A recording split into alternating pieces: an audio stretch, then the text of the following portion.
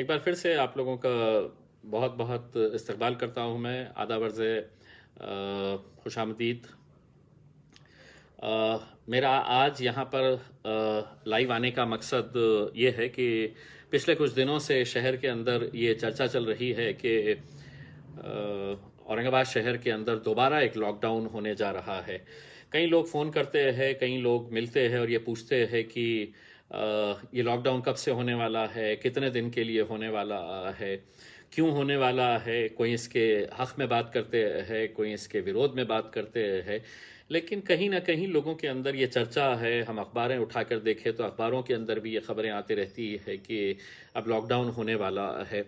इस ताल्लुक से जो प्रशासन है, चाहे वो ज़िलाधिकारी हो या विभागीय आयुक्त हो या म्युनिसिपल कमिश्नर हो या पुलिस कमिश्नर हो, सभी ने ये कहा है कि हम आने वाले सोमवार यानी कि कल के दिन हम जितने भी लोग हैं, लोक प्रतिनिधियों के साथ तमाम अधिकारी बैठेंगे और ये सभी अधिकारी बैठकर ये तय करेंगे कि औरंगाबाद में ये लॉकडाउन होना चाहिए या नहीं होना चाहिए।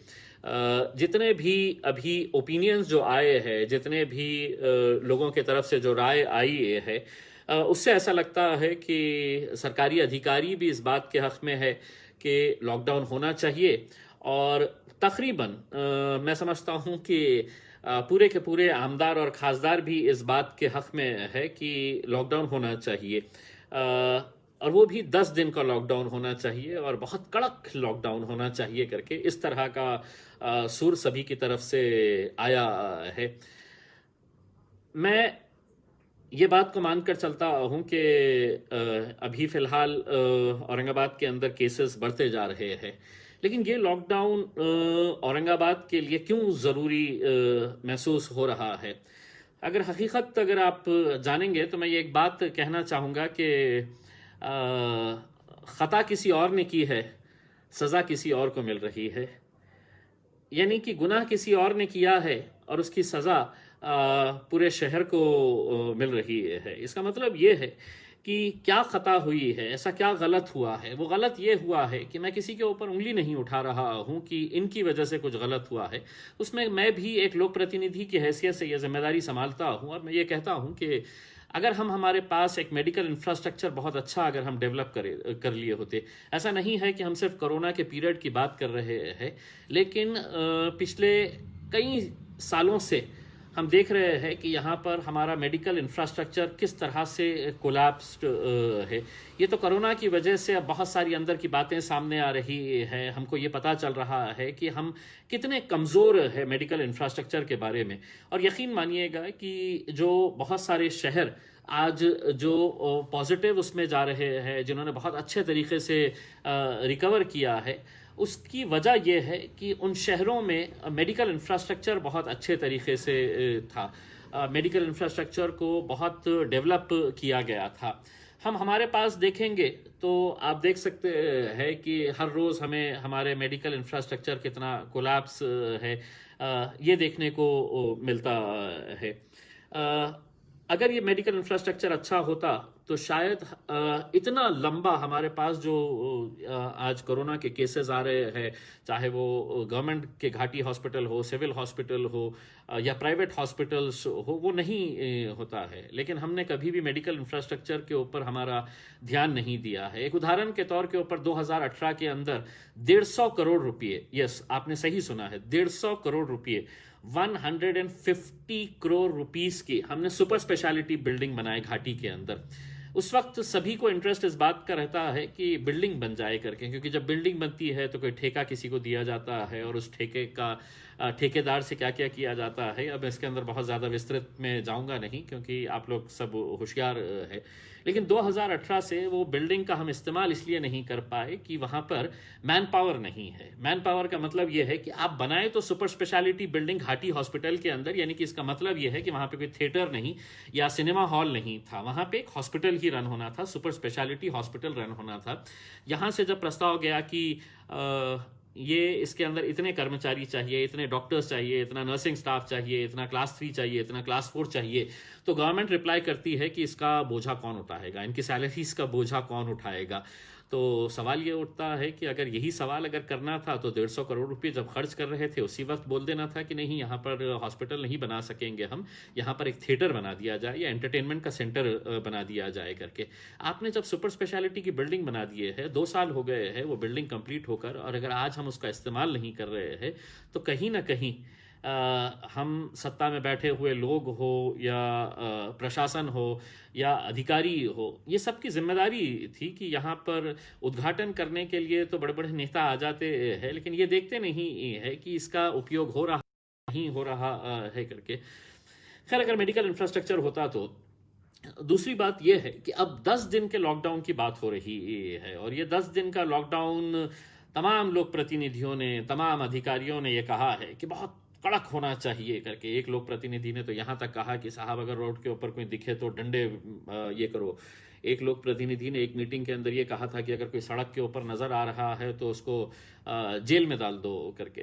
अब ये इस तरह के अगर ओपिनियंस और ये आते हैं तो आप सोचिएगा कि हम किस नज़रिए से देख रहे हैं। मैं किसी के ऊपर उंगली नहीं उठा रहा हूँ, लेकिन आप सोचिएगा कि जो लोग कल ये फैसला लेने वाले हैं वो कोई भी, ना तो मैं, ना मेरे शहर के आमदार, ना वो अधिकारी जो ये फैसला लेने वाले हैं, ना तो राशन की दुकान के सामने वो खड़े रहने वाले हैं, ना सब्जी तरकारी की उन्हें चिंता रहने वाली है, ना किराने का सामान की उन्हें चिंता रहने वाली है, क्योंकि हम सब के घर भरे हुए हैं। हमें ये सब करने की ज़रूरत नहीं है। सवाल ये है कि 10 दिन तक अगर आप ये तय कर रहे हैं कि सभी दुकानें बंद रहेगी, किराने की दुकान बंद रहेगी, सब्जी तरकारी की दुकान बंद रहेगी, गैरेजेस बंद रहेंगे, ऑटोमोबाइल शॉप्स बंद रहेंगे, छोटे मोटे तमाम कारोबार बंद रहेंगे, तो ये सवाल पैदा होता है। बल्कि एक हद तो ये हो गई है कि एक लोक प्रतिनिधि ने यहाँ तक कह दिया है कि साहब पूरे मेडिकल स्टोर्स भी बंद कर देना चाहिए करके, मेडिकल स्टोर्स भी नहीं खुले रखना चाहिए करके। और दुर्भाग्यवश अधिकारियों ने कहा कि हाँ, हम इसके ऊपर विचार करेंगे करके उसमें। अब अगर मेडिकल स्टोर्स भी अगर बंद कर रहे हैं तो शायद इन्हें इस बात का अंदाज़ा नहीं है कि कोरोना के अलावा दूसरी भी बीमारियाँ होती है, और दूसरी बीमारियों का भी इलाज उतना ही ज़रूरी है जितना कोरोना का इलाज होना ज़रूरी है। आज हर इंसान को हम इस नज़रिए से देख रहे हैं, अगर वो कोरोना का है तो बस कोरोना का है, बाकी के लिए तो कोई इलाज नहीं है, कोई दवाइयाँ नहीं है। अब मैं आपको जो बता रहा हूँ कि हमारे मेडिकल इंफ्रास्ट्रक्चर, दोस्तों आपको मैं बताऊँ कि कुछ दिन पहले मैंने घाटी अस्पताल के ताल्लुक से, मैं सबसे पहले तो एक बात साफ कर दूं कि मैं घाटी अस्पताल के ही नहीं बल्कि औरंगाबाद के या इस देश के तमाम डॉक्टर्स का तहे दिल से शुक्रिया अदा करता हूं कि किस ईमानदारी के साथ, किस मेहनत के साथ ये लोग 24-24 घंटे काम कर रहे हैं। और वो लोग इस जिस तरह से काम कर रहे हैं, उनकी जितनी तारीफ की जाए वो कम है। लेकिन हाँ, इस दौरान अगर कुछ गलत काम होता है और आप ये कहेंगे कि नहीं इम्तियाज़ अली तुम अपनी आंखें मूंद लो क्योंकि ये गलत काम हो रहा है, और वो गलत काम क्या हो रहा था कि घाटी अस्पताल के अंदर न जाने कितने सालों से ये एक सिस्टम चला आ रहा है कि गरीब पेशेंट्स जो वहाँ पर जाते हैं उनको प्रिस्क्रिप्शन डॉक्टर्स लिख के देते हैं कि आप बाहर से दवाइयाँ लेकर आइए। देखिए, हम लोग घाटी हॉस्पिटल नहीं जाते हैं। अगर हमारे को खुदा न करे कुछ हो जाए, कुछ बड़े लोगों को कुछ हो जाता है तो वो प्राइवेट हॉस्पिटल्स जाते हैं। घाटी हॉस्पिटल के अंदर यूजुअली वो आदमी जाता है जो पैसा अफोर्ड नहीं कर सकता है, जिसकी माली हालत अच्छी नहीं, जिसकी इकोनॉमिक कंडीशन अच्छी नहीं होती है, वो घाटी हॉस्पिटल जाता है। और अगर उसको वहाँ पर हर डॉक्टर अगर सिर्फ चिट्ठी के ऊपर अगर लिख कर दे दे कि तुम यहाँ से लेके जाओ, मैंने कितने उदाहरण ऐसे एग्जाम्पल जमा करके रखा हुआ है जहाँ पर डिलीवरी के पेशेंट्स को चाहे वो सैनिटरी पैड्स हो या ग्लव्स हो या मास्क हो या सैनिटाइजर्स हो, हर चीज़ बाहर से, पेशेंट के रिश्तेदारों को कहा जाता है कि तुम ये बाहर से लेकर आओ, ब्लड लाना है बाहर से लेकर आओ। तो फिर ये सरकारी अस्पताल इसे बोलेंगे क्यों? ये इसको भी प्राइवेट कर दिया जाए। सरकारी अस्पताल के अंदर तो वो गरीब आता है जिसके पास पैसा नहीं होता है और ये उम्मीद करता है कि आप सरकार उसकी मदद करेगी। लेकिन जब ऐसा नहीं हो रहा है और जब ऐसे लोग आकर हमारे पास ये बताते हैं कि साहब देखिए मेरी पत्नी की डिलीवरी हुई है और मुझे ये 8,000 रुपये की दवाइयाँ मुझसे मंगाई गई है, ऐसे कितने एग्जाम्पल्स मैंने पूरे अधिकारियों को दिया हूँ, मैंने dean of government medical college and hospital को दिया हूँ, एग्जाम्पल्स के साथ दिया हूँ। और अगर वो चाहेंगे कि और 50 एग्जाम्पल्स दे तो मुझे आप समय दीजिएगा, मैं विद प्रूफ के साथ दूंगा कि ये पेशेंट से कितने हजार रुपये की दवाइयाँ मंगाई गई है करके। हमने खुद ने वहाँ पर जाके इंक्वायरी करे, मेरे साथ डिविजनल कमिश्नर साहब थे, कलेक्टर साहब थे, डीन मैडम थे, मेडिकल का स्टाफ था, और वहाँ पर ये बात सामने आई है कि इस घाटी हॉस्पिटल के अंदर बहुत सारे एजेंट्स घूमते हैं, चाहे वो ब्लड बैंक के एजेंट्स हो, चाहे वो मेडिकल स्टोर्स के एजेंट हो। जिस तरह अपन प्रिंट्रॉवल पे देखते हैं ना कि ऑटो वाले को अगर कोई कस्टमर मिल जाता है तो 4 ऑटो वाले खींचते हैं, तो घाटी के अंदर भी वैसा ही सिस्टम हो गया है। जैसा ही पेशेंट का रिश्तेदार अगर हाथ में चिट्ठी लेकर आ रहा है तो 4 एजेंट्स उसको खींचते हैं, तो हम 5% कम से देंगे, 10% कम से देंगे करके। तो ये सिस्टम वहाँ पर चला आ रहा है। और जब हमने सबूत के साथ दिया और वहाँ के डॉक्टर्स ने ये माना कि यहाँ पर एजेंट्स घूमते हैं, वहाँ के डॉक्टर्स ने ये माना उन अधिकारियों के सामने कि ये जो दवाइयाँ लिख कर दी गई है, ये पूरे के पूरे दवाइयाँ हमारे हॉस्पिटल के अंदर मौजूद है। तो सवाल ये है कि जब ये मौजूद है, इतने सारे दवाइयां आपके हॉस्पिटल के अंदर है, तो फिर ये गरीब के ऊपर ये बोझा क्यों डाला जा रहा है? तो एक डॉक्टर ने खड़े रहकर कहा कि नहीं साहब, वो स्टोर रूम के अंदर रहते हैं और स्टोर रूम में से वार्ड के अंदर नहीं पहुंच पाते हैं, तो डॉक्टर्स को चूंकि पेशेंट को अटेंड करना होता है तो वो चिट्ठी लिख के दे देता है करके। यानी कि आप सोचिएगा कि किस तरह का एक अंधाधुंध कारोबार वहां पर चल रहा है। मैंने ये मुद्दा उठाया है और स्वाभाविक है कि जिस हॉस्पिटल का जो प्रमुख होता है, अगर उसकी नाक के नीचे ये सब हो रहा है तो कहीं ना कहीं अकाउंटेबिलिटी फिक्स होनी चाहिए। मैंने कहा कि अगर ये सिस्टम अगर चल रहा है और सभी लोग मान रहे हैं कि ऐसा गोरख धंधा वहां पर चल रहा है, तो कहीं ना कहीं किसी न किसी के ऊपर एक्शन होना चाहिए। अब सवाल यह हुआ कि किसके ऊपर एक्शन करना चाहिए, तो पता चला कि एक नर्स के ऊपर एक्शन लिया जाएगा और एक रेसिडेंट डॉक्टर्स के ऊपर। मेरा ये कहना है कि रेसिडेंट डॉक्टर्स जो है वो मैं समझता हूँ कि पिछले 3-4 महीनों से जिस तरह से वो काम कर रहे हैं, ये यंग लड़के लड़कियां हैं जो 2nd year, 3rd year, 4th year के अंदर है, लेकिन उन्हें आज ड्यूटी दी गई है। उनकी प्राथमिकता ये होती है कि हम पेशेंट की जान किस तरह से बचाई जाए करके। मैंने इन डॉक्टर से भी मुलाकात की है। डॉक्टर्स का कहना है कि हमारे पास मेडिसिन अवेलेबल नहीं होते हैं, अगर मेडिसिन लाना होता है तो उसका लंबा प्रोसीजर होता है, इस वजह से हम पेशेंट की जान बचाने के लिए चिट्ठी लिख के दे देते हैं करके। तो वो खुद उन्होंने ये माना है कि ये गलत है करके। मैंने ये उम्मीद किया था कि प्रशासन किसी ना किसी के ऊपर एक्शन लेगा। एक्शन का मतलब ये नहीं है कि मैं किसी को नौकरी से निकालना चाहता हूँ, लेकिन ये सिस्टम इम्प्रूव होना चाहिए। क्योंकि एक तरफ सरकार का मतलब यह है कि आज बैठी हुई सरकार यह दावा करती है कि हमने करोड़ों रुपया घाटी को दिया है मेडिसिन के लिए। यहाँ के ऑफिसर्स ये कहते हैं कि साहब हमने करोड़ों रुपया घाटी को दिया है। अगर वो करोड़ों रुपया दिया है तो फिर ये करोड़ों रुपया जा कहाँ रहा है? अगर गरीबों से आप छोटी छोटी चीजें भी बाहर से मंगवा रहे हैं, तो ये सिस्टम इंप्रूव होना बहुत बहुत जरूरी है। ये सिस्टम आप इंप्रूव नहीं कर पाए तो अब आप कहेंगे कि नहीं, अब लॉकडाउन करके हम सब कुछ ठीक होने वाला है। यकीन मानिए कुछ नहीं ठीक होने वाला है। मैं ये मानकर चलता हूं कि हमने 3 महीने 3.5 महीने है तो इतना कॉपरेट किया है हर एक के साथ। अगर ये केसेस अगर बढ़ रहे हैं तो 10 दिन की बात अगर हो रही है, और अगर कोई ये दावा करता है कि 10 दिन के बाद 11वें दिन है तो पूरी तरह से ये खत्म हो जाएगा, कोरोना खत्म हो जाएगा, तो कल का क्यों इंतजार कर रहे हैं? 10 तारीख का क्यों इंतजार कर रहे हैं? चलिए कल से हम आपका पूरा साथ दे देते हैं। लेकिन ऐसा नहीं है। बेसिकली हम ये चाह रहे हैं कि लोगों के अंदर एक सेल्फ डिसिप्लिन आना चाहिए, और वो सेल्फ डिसिप्लिन का मतलब ये है कि हर एक ने मास्क पहनना चाहिए, बाहर निकलते वक्त सोशल डिस्टेंसिंग मेंटेन करना चाहिए, सैनिटाइजर का इस्तेमाल करना चाहिए, साबुन का इस्तेमाल करना चाहिए। ये सब चीज़ें अगर आप करेंगे तो आप इसको कहीं ना कहीं कंट्रोल में लेकर आएंगे। और यकीन मानिए ये सभी लोग जानते हैं कि चाहे आप वो 8 दिन का करें, 10 दिन का करें या 15 दिन का करें, 16वें दिन हमारे को बैक टू स्क्वायर वन आकर ही खड़े रहना है, अगर हम लोग अपना सेल्फ डिसिप्लिन अगर नहीं करेंगे। अब एक देखिएगा कि आप कंप्लीट लॉकडाउन करने की बात कर रहे हैं, नहीं, लेकिन इंडस्ट्रीज खुली रहेंगी, बताते हैं नहीं, इंडस्ट्रीज उद्योग को हम बंद नहीं कर सकते हैं। यानी कि वालुज में जो जाने वाला कामगार है वो शायद मेरे घर का पड़ोसी हो सकता है, वो किसी भी शहर का इलाके में रहने वाला हो सकता है, और तकरीबन एक अनुमान के हिसाब से 1.5 लाख के करीब लोग शहर से इंडस्ट्रियल एरिया की तरफ जाते हैं। यानी कि ये लोग जा सकते हैं, वो लॉकडाउन नहीं रहेगा। लोगों ने इस बात का विरोध किया है कि साहब ऑटो रिक्शा वाले जो है वो ऑटो रिक्शा में चार चार छः छः लोगों को भरकर लेके जाते हैं, उनके ऊपर कार्रवाई होनी चाहिए। अगर आपका आकलन है तो मुझे ये बताइएगा कि हवाई जहाज तो चल रहा है, औरंगाबाद से भी हवाई जहाज उड़ रहे हैं, और उसके अंदर तो 150 180 के करीब पैसेंजर्स बैठ के जाते हैं। वो क्या मतलब सोशल डिस्टेंसिंग मेंटेन करते हैं? नहीं, कांधे से कांधा लगाकर 3 लोग बैठते हैं ये साइड, 3 लोग वो साइड बैठते हैं। 2-2 घंटे, ढाई ढाई घंटे की फ्लाइट होती है। अगर हम औरंगाबाद शहर के अंदर 2 की जगह अगर 3 बैठकर चले गए तो उसमें आप इतना बड़ा इशू कि नहीं ऑटो वालों के ऊपर कार्रवाई होनी चाहिए करके, ये बहुत ही दुर्भाग्यवश है। ये वो ऑटो वाले हैं जो पिछले मैं समझता हूं कि 3-4 महीनों के अंदर ना तो इन्हें किसी सरकार ने मदद किया है, ना किसी अकाउंट इनके अकाउंट के अंदर कोई 1,000 रुपया जमा किया है। ये लोग भी तो परेशान है, और उसके ऊपर अब पुलिस डिपार्टमेंट ये कर रहा है कि नहीं 2 के 3 दिखे गाड़ी रुकाओ, चालान कर डालो 500-500 रुपये। ये बहुत ही दुर्भाग्यपूर्ण बात है कि आज औरंगाबाद शहर का पुलिस डिपार्टमेंट ने इस कोरोना के पीरियड के दौरान करोड़ों रुपया लोगों के फाइन के तौर के ऊपर जमा किया है।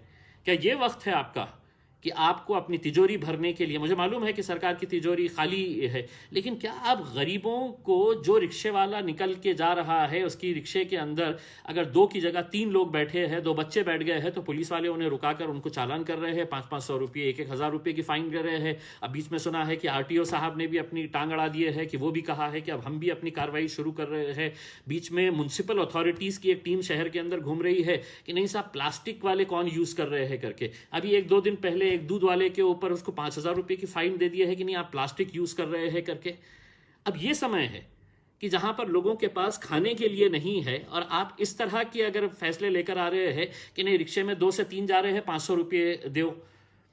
अगर आप प्लास्टिक यूज कर रहे हैं, प्लास्टिक का विरोध हम कर रहे हैं, मैंने खुद ने है तो प्रस्ताव दिया था, लेकिन यह समय नहीं है कि आप गरीबों की जेब के अंदर हाथ डालकर अपनी तिजोरी भरे। ना तो ये महानगर पालिका कर सकती है, ना पुलिस डिपार्टमेंट कर सकता है। करोड़ों रुपया आप इस वक्त बना रहे हैं, मोटरसाइकिल वालों के ऊपर फोटो ली जा रही है। मैं तो पुलिस डिपार्टमेंट का भी तहे दिल से शुक्रिया अदा करता हूं कि आप लोग भी बहुत अच्छा काम कर रहे हैं, लेकिन जो सड़क के ऊपर बैठे हुए जो पुलिस वाले हैं, जो किसी भी मोटरसाइकिल की है तो तस्वीर खींच लेते हैं, उसको फाइन कर ले चले जाता है, या उनको, भाई आप लोग भी कोई बहुत बड़े पैसे वाले ऐसा नहीं है। कम से कम सोचिए उस सड़क के ऊपर बैठे हुए आप कि आदमी किस मजबूरी के अंदर बाहर निकला है, उसकी क्या गरीबी है कि आप एक मोटरसाइकिल के ऊपर अगर एक बेटा अपनी माँ को ले जा रहा है किसी अस्पताल के अंदर, तो आपके हिसाब से वो कानूनन जुर्म है, क्योंकि डबल सीट आप गाड़ी के अंदर नहीं बैठ सकते हैं। तो आपकी हिम्मत है कि आप किसी हवाई जहाज को बंद करें कि वहां पर है तो आप 150 लोगों को बिठाकर लेकर जा रहे हैं करके, लेकिन गरीब है तो उसके ऊपर बराबर आप उसके ऊपर कार्रवाई करने की बात करेंगे और करते आ रहे हैं। मैंने खुद ने लिखित तौर के ऊपर औरंगाबाद के पुलिस कमिश्नर साहब को एक रिक्वेस्ट लेटर भेजा हूं कि आप जो ये जो फाइन इकट्ठा कर रहे हैं इस पीरियड के अंदर, और ऐसा नहीं है छोटी मोटी, करोड़ों रुपये की फाइन आपने जमा किए हुए हैं सिर्फ इस कोरोना के पीरियड के दौरान, चाहे वो रिक्शे वाले हो, गाड़ी वाले हो, मोटरसाइकिल वाले हो, उनकी गाड़ियां सीज की गई है। तो ये बहुत गलत बात है, और कहीं ना कहीं किसी ना किसी को इसके बारे में आवाज उठाने की जरूरत है। मैं सिर्फ यही कहना चाहूँगा कि इस फैसले का दिन कल है। कल 11 बजे डिविजनल कमिश्नर ऑफिस में मीटिंग रखी गई है, और उसमें तमाम एमपीज एमएलएज रहेंगे। मैं साफ तौर से ये कहना चाहता हूँ कि मैं इस लॉकडाउन के टोटल विरोध में हूँ, लेकिन हाँ अगर इसके बावजूद भी अगर आप हमें कन्विंस कर सके कि हम ये लॉकडाउन इस वजह से कर रहे हैं और हमारा टारगेट ये है, हम ये अचीव करना चाहते हैं, तो यकीनन हम बिल्कुल सरकार का, प्रशासन का पूरी तरह से साथ देंगे। मैं पर्सनली विरोध हूँ एक अलग बात है इसमें, लेकिन आप अगर कन्विंसिंग अगर रिप्लाई दें, जैसा 3 दिन पहले मैंने एक अखबार के इंटरव्यू के अंदर ये बताया था कि शायद यहाँ के अधिकारियों की और कोरोना के साथ कुछ समझौता हुआ है कि कोरोना ने कहा है कि मैं दिन में औरंगाबाद में नहीं आऊंगा, तो दिन में पब्लिक को आप औरंगाबाद में निकाल सकते हैं, मैं शाम में 7 बजे आऊंगा आपके पास, जब आप लॉकडाउन कर देंगे ना तो मैं सिर्फ शाम में आके आपको परेशान करूंगा करके। तो अगर इस तरह का अगर आप तर्क वितर्क देंगे कि आप दिन भर पब्लिक को कहेंगे, और रात में जब सड़कों के ऊपर कोई रहता नहीं है, 9-10 बजे लोग अपने घरों में चले जाते हैं, 90% लोग घरों में चले जाते हैं, 10% वैसे भी घूमते फिरते रहते हैं, तो आप इस तरह का अगर फैसला लेंगे कि दिन भर पब्लिक घूमेगी बाहर और रात में आप लॉकडाउन करेंगे, तो ये एक अजीब विचित्र है। आपको कन्विंस करना पड़ेगा, आपको हमको समझाना पड़ेगा। हो सकता है कि मैं आप के उतना होशियार नहीं होगा, मुझे बहुत ज़्यादा समझ नहीं होगी, तो आप समझाइएगा कि मतलब हमारा ये रीज़निंग की वजह से हम ये फैसला कर रहे हैं। अगर आप टोटल लॉकडाउन की बात कर रहे हैं और आप कहेंगे कि नहीं साहब हम छोटे मोटे किराए दुकानदारों को हम बंद करने वाले हैं, सब्जी तरकारी वालों को हम बंद करने वाले, लेकिन उद्योग चालू रहेगा, इंडस्ट्रीज चालू रहेगी, क्यों साहब? अगर औरंगाबाद की इंडस्ट्री को आप चालू रखेंगे और बाकी सबको बंद करेंगे, तो आप ऐसा करिएगा कि सब इंडस्ट्रीज वालों को बोलिएगा कि आपके पास जितने कर्मचारी वहां पर आ रहे हैं, तो आप जितने दिन का लॉकडाउन है उनको उसी इंडस्ट्रीज के अंदर रहने दीजिएगा, उनको यहाँ पर वापस औरंगाबाद के अंदर मत बुलाइए। अगर लॉकडाउन करना है तो आपको लॉकडाउन सही तरीके से करना है। ऐसा नहीं है कि नहीं मैं इसके लिए इसको खुला रखूंगा, इसको बंद कर दूंगा। आपको ये फैसला लेना सभी के लिए एक बहुत ही चुनौतीपूर्ण है, लेकिन मैं सिर्फ इतना ये कहना चाहता हूँ कि लोक प्रतिनिधियों ने भी ये सोचना चाहिएगा कि हम लोग हर बात हम सरकार की हाँ में हाँ मिलाकर नहीं कर सकते हैं। किसी ना किसी को सवाल तो करना ही पड़ेगा, और मैं सवाल इसलिए कर रहा हूँ कि 10 दिन आप सोचिएगा कि वो गरीब आदमी कहाँ से सब्जी तरकारी लेकर आएगा अगर आप सब्जी तरकारियाँ बंद कर देंगे। मेरे घर में बहुत बड़ा फ्रीज़र है, आपके घर में बहुत बड़े फ्रीज़र्स है, रेफ्रिजरेटर्स है, आप सब्जी 8 दिन का 10 दिन का नहीं 1 महीने का भी रख सकते हैं। लेकिन वो गरीब आदमी जो दिन में कमाता है वो जाकर लेकर आता है, तो उसके बारे में भी सोचने की ज़रूरत है। साथ ही साथ जब पहला लॉकडाउन हुआ, दूसरा लॉकडाउन हुआ, तो बहुत सारे एनजीओज ने, बहुत सारे राजनीतिक पार्टियों ने सड़क के ऊपर निकल के आए, अपने तौर के ऊपर जिसकी जैसी हैसियत थी उस हिसाब से उन्होंने ये किया है। मुझे बहुत सारे लोग कहते हैं की मराठीत बोला, मी मराठीत याच्यानंतर बोलण्याचा नक्की प्रयत्न करेल, एक हिंदी में हो जाने दीजिएगा, मैं मराठीमध्ये पण बोलू याच्या बाबतीत। तो बहुत सारे लोगों ने गरीबों की मदद के लिए कम्युनिटी किचन्स बनाए, फूड किट्स बनाए और बहुत सारी चीज़ें बांटे हैं करके। अब ये 10 दिन के दौरान अब पता नहीं है कितने एनजीओज आएंगे, कितने राजनीतिक पार्टियां आएंगे। सरकार को ये बताना पड़ेगा कि कितने कम्युनिटी किचन्स आप खोलने वाले हैं उन गरीब बस्तियों के अंदर जहां पर लोगों के पास पैसा नहीं है। जितना पैसा था वो पुलिस डिपार्टमेंट ने फाइन के तौर के ऊपर ले लिया है, या म्यूनसिपल अथॉरिटीज़ ने प्लास्टिक की पिशवी के नाम के ऊपर है तो प्लास्टिक का आप इस्तेमाल कर रहे हैं करके ये कर लिया है। ये बंद करिए। देखिए, आप ऐसे मुश्किल की घड़ी के अंदर लोगों के साथ खड़े रहने की ज़रूरत है। आप इस तरह की अगर हरकतें करेंगे कि नहीं आपको हम फाइन करेंगे, चालान करेंगे और आपके पास के जेब में जितने पैसे हैं हम अपनी तिजोरी भरेंगे, तो ये किसी भी डिपार्टमेंट को शोभा नहीं देता है, महाराष्ट्र सरकार को शोभा नहीं देता हूँ। इस मुद्दे को मैं हाईएस्ट लेवल तक लेके जाऊंगा और आने वाले लोकसभा के अधिवेशन के अंदर भी इस मुद्दे के ऊपर बात उठाऊंगा।